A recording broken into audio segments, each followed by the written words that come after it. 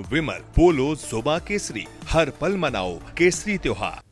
जी जी जी Ashutosh, BJP का game क्या है ये 45 साल के नितिन नवीन को अध्यक्ष बनाने में? पहले ये बताइए, क्योंकि अब वो बन गए, ऑफिशियली बन गए प्रेसिडेंट बीजेपी के। देखिए, बड़े नेताओं की छुट्टी करना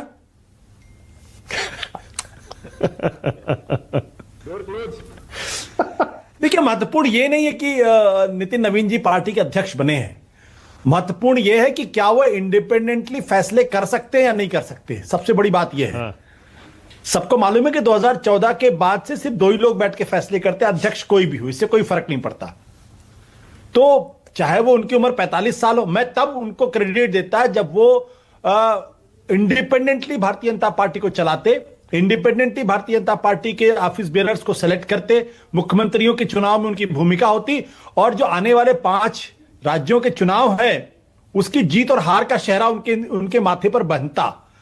हर आदमी अच्छी तरीके से मालूम है कि जेपी नड्डा उनके पहले थे और उसके पहले थे अमित शाह। जेपी नड्डा और अब नितिन नवीन जी की सिर्फ एकमात्र भूमिका होगी कि जो उनको कहा जाए, जो ब्रीफ दिया जाए, उसको आपको अक्षरशः एग्जीक्यूट करना है। सिंपल सी बात है।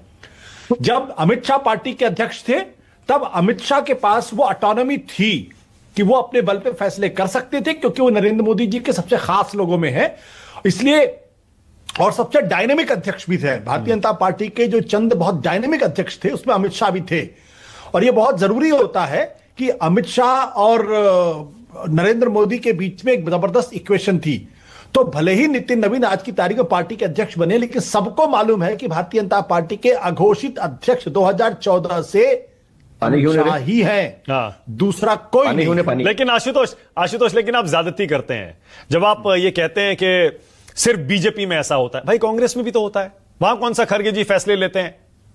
ऑब्वियसली। हाँ। तो जब कांग्रेस में सारे फैसले राहुल गांधी करते हैं तो फिर खड़गे जी की उम्र का सवाल क्यों उठाया जाता है? हाँ। तो फिर भारतीय जनता पार्टी को भी अपना सर्वोच्च नेता 50-55 साल का बना लेना चाहिए।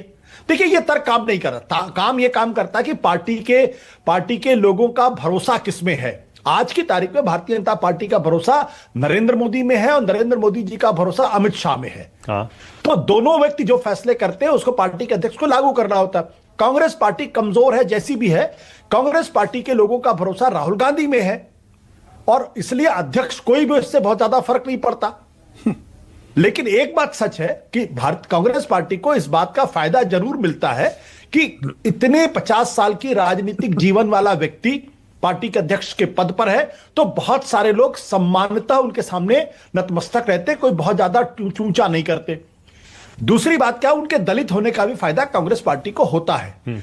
नितिन नवीन जी के पास उम्र का वो अनुभव नहीं है, लेकिन ये कोई डिमेरिट भी नहीं। मैं फिर ये स्पष्ट कर दूं, मैं नितिन जी को नहीं जानता हूं, तो इसलिए मैं उनके बारे में कोई ऐसी टिप्पणी नहीं करूंगा। हो सकता है ऑन जॉब वो बहुत अच्छे पार्टी के अध्यक्ष साबित हो जाए, लेकिन आज की तारीख में मैं उनको एक ऐसे व्यक्ति के तौर पर जानूंगा जिनको बहुत बड़ी जिम्मेदारी बहुत कम उम्र में मिली है, और कभी कभी इतनी कम उम्र में जिम्मेदारी मिलने की वजह से आदमी अचानक बहुत बेहतर काम भी करता है और कभी कभी फ्लॉप भी हो जाता है। मैं ये कहूंगा कि वो भारतीय जनता पार्टी के वैभव सूर्यवंशी हैं। 14 साल की उम्र में कमाल दिखा रहा है। क्या वो ऐसा करेंगे? आशुतोष, लेकिन एक बात बताइए, और आपने तो न्यूज रूम्स को लीड भी किया है, कई चैनल्स में लीड किया है, बड़ी बड़ी टीम्स को। मतलब क्या जैसे एक प्राइवेट सेटअप में भी ये चुनौतियां आती होंगी जब एक कम उम्र के किसी व्यक्ति को, बहुत सारे लोग भी कहते हैं अरे कल का नया लड़का आया, इसको बॉस बना दिया। क्या जो ज्यादा उम्र के, ज्यादा अनुभव के नेता होंगे, क्या वो नितिन जी को स्वीकार कर लेंगे, या फिर ये सोचेंगे कि भाई ये तो मोदी जी और अमित शाह ने, सबने, उन्होंने मिलकर फैसला लिया है, इसलिए इनको तो मानना ही पड़ेगा? सवाल ही नहीं उठता। भारतीय जनता पार्टी के किसी वरिष्ठ नेता की ऐसी कोई हिम्मत नहीं होगी जो नितिन नवीन जी की शान में किसी तरीके की गुस्ताखी करे। जो करता हुआ पाया जाएगा वो पार्टी से बाहर हो जाएगा या उसकी राजनीति खत्म हो जाएगी। मैंने कहा ना, नितिन नवीन जी कोई अपने बल पर नहीं पहुंचे वहां, उनको वो नरेंद्र मोदी और अमित शाह जी की पसंद है। और जो पहला स्टेटमेंट मोदी जी ने कहा है कि ही इज माई बॉस, जब वो ये सेंटेंस कहते हैं तो पार्टी में डाउन द लाइन में से चला जाता है कि भाई आप समझ लो, आप लोग, मैं अगर इनको बॉस मानता हूं तो आप सब लोगों को बॉस मानना पड़ेगा। जो इस लाइन को फॉलो, आपको याद होगा कि जब राजस्थान के अंदर मुख्यमंत्री बना दिया कि भजनलाल शर्मा को तो क्या वसुंधरा राजे सिंधिया ने कोई बगावत की क्या? पार्टी छोड़ी क्या? जब मोहन यादव जी को मुख्यमंत्री बनाया गया तो क्या शिवराज सिंह चौहान ने पार्टी छोड़ी क्या? नहीं छोड़ी ना। जबकि बहुत लेजिटिमेट क्लेम शिवराज सिंह चौहान का था और उनके कैबिनेट के अंदर मोहन यादव जी को कोई बहुत ज्यादा जानते भी नहीं थे। भजनलाल शर्मा को तो कोई भी नहीं जानता था, लेकिन सबको मालूम है कि चुनाव जिताता कौन है? नरेंद्र मोदी। तो जिसको अपनी राजनीति खत्म करनी होगी वो नवीन के खिलाफ जाएगा। ठीक है आशुतोष, एक सवाल और, क्योंकि आज बहस का मुद्दा यह भी है एसआईआर पर, ये जो 1.25 करोड़ लोग, 1 करोड़ 30 लाख लोग जिनको नोटिस दिए गए हैं, जिनके नाम मैच नहीं हो रहे, इलेक्शन कमीशन बता रहा है, बताइए, देखिए आंकड़ा जरा देखिए, मैंने भी बताया भी था, इसमें से कितने सारे लोग ऐसे हैं भाई जिनके 7 व्यक्ति ऐसे जिनके 100 से ज्यादा बच्चे, 10 ऐसे जिनके 50 से ज्यादा बच्चे, 14 ऐसे 30 से ज्यादा बच्चे, 50 ऐसे 20 से ज्यादा बच्चे। इसका मतलब गड़बड़ियां तो है ना आशुतोष, इसीलिए एसआईआर करवाया जा रहा था। इन आंकड़ों से साबित होता है। देखिए आपको याद होगा कि सबसे पहले सवाल राहुल गांधी ने उठाया था। तब चुनाव आयोग ने कहा था कि सारी प्रक्रिया बहुत सुस्पष्ट थी।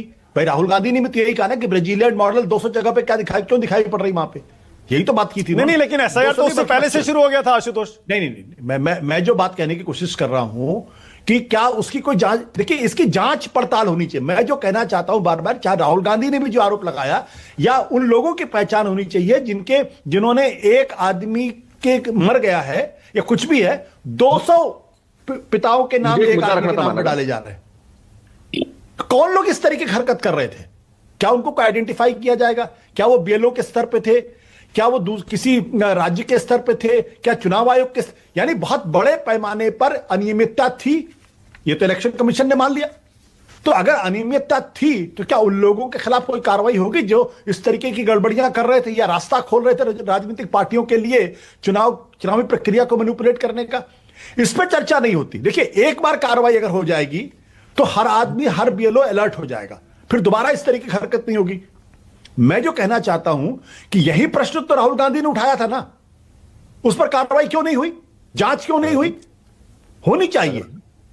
आज इलेक्शन कमीशन वही बात कह रहा है जो राहुल गांधी ने कहा था आज से 4 महीने पहले, 3 महीने पहले। नहीं, लेकिन एसआईआर तो उससे पहले से चल रहा है आशुतोष, वही तो कह रहा हूं। राहुल गांधी ने तो बाद में यह मुद्दा उठाया है। नहीं, राहुल गांधी ने बाद में उठाया या पहले उठाया प्रश्न नहीं उठता। इलेक्शन कमीशन ने तब यह गलती मानी नहीं थी, आपको ध्यान होगा अच्छी तरीके से। इलेक्शन कमीशन ने राहुल गांधी के हर प्रेस कॉन्फ्रेंस को गलत साबित करने की कोशिश की है, ऑन रिकॉर्ड। हर बिल्कुल, अगर मान लेते कि राहुल गांधी ने जो सवाल खड़े किए हैं अगर उनमें सत्यता है और हम इसलिए कर रहे हैं, तो फिर अगर आप अनियमितता पाते हैं तो उसकी कार्रवाई भी तो करो ना भाई। आज चूंकि सुप्रीम कोर्ट ने कहा है कि डिस्क्रिपेंसीज है, आप उसको पब्लिक करिए, तब आप ये तर्क दे रहे हैं। वो रिपोर्ट मैंने देखी है, उस रिपोर्ट में जहां तक मुझे ध्यान पड़ रहा है वो सोर्स बेस्ड स्टोरी है। उस स्टोरी में मुख्य चुनाव आयुक्त का कोई वर्जन नहीं है उसमें। कौन सी वाली, किस स्टोरी की बात कर रहे हैं आप? ये जिसकी बात आप कर रहे हैं, एक लंबी चौड़ी स्टोरी है, अखबार में छपी हुई है, जिसमें कहा गया कि एक 200 लोगों के पिता एक जैसे नहीं, वो जहां तक मेरी जानकारी है, सुप्रीम कोर्ट में कल जो सुनवाई हुई उसमें इलेक्शन कमीशन के वकील की तरफ से जानकारी रखी गई। हाँ, I stand corrected. Yes, I stand corrected. हाँ, तो वो स्टोरी बहुत बड़ी स्टोरी छपी, करीब 3 या 4 कॉलम में छपी हुई है। तो मैं जो बार बार आपके चैनल पे बार बार कह रहा हूं कि भाई अगर अनियमितता हुई है तो उसकी किसी को तो जवाबदेही होगी। ठीक है, पॉइंट टेकन आशुतोष। मतलब जिसने गड़बड़ियां की उन सबको आइडेंटिफाई करके उनके खिलाफ कार्रवाई होनी चाहिए। लेकिन एसआईआर तो अब जस्टिफाई हो गया ना, एसआईआर की जरूरत है, ये तो हम सबको मान लेना चाहिए। मानक देखिए, मैंने भी आपके चैनल पे कितनी बार कहा, कोई आदमी एसआईआर के खिलाफ नहीं है। सिर्फ यह कि 1 महीने के अंदर क्यों करना चाहते हैं आप? आधार कार्ड को क्यों नहीं स्वीकार करना चाहते थे आप? नागरिकता क्यों चेक करना चाहते? भाई अगर आप ये बोलेंगे कि हम वोटर लिस्ट को सही करना चाहते, सिद्धांत तौर पे कौन कहेगा कि उसका विरोध कर? कोई नहीं करेगा इसका विरोध। जहां तक मुझे लगता है ममता बनर्जी ने विरोध नहीं किया। शुरू में सबने विरोध किया आशुतोष, सारे के सारे वकील सुप्रीम कोर्ट में खड़े होकर कह रहे थे संवैधानिक अधिकार इसी के पास है ही नहीं। देखिए, जो राजनीतिक पार्टियों की बात मैं कर रहा हूं, राजनीतिक पार्टियां और अदालत के अंदर जो वकील करें, 2 अलग अलग चीजें हैं। अदालत के अंदर इस एसआईआर की संवैधानिकता पर सवाल खड़े किए जा रहे हैं।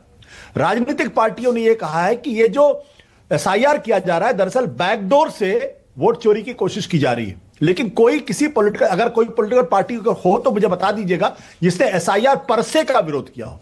मैंने भी फॉलो किया है, एसआईआर पर से का विरोध किसी भी राजनीतिक पार्टी ने नहीं किया, ममता बनर्जी ने भी नहीं किया। उनका हम इसका विरोध नहीं करते हैं, लेकिन जिस तरीके से हो रहा वो गलत है। ठीक है, ओके, ऑलराइट, गलत हो तो मेरे को करेक्ट करिएगा। ठीक है, ओके। स्वयं पुरोहित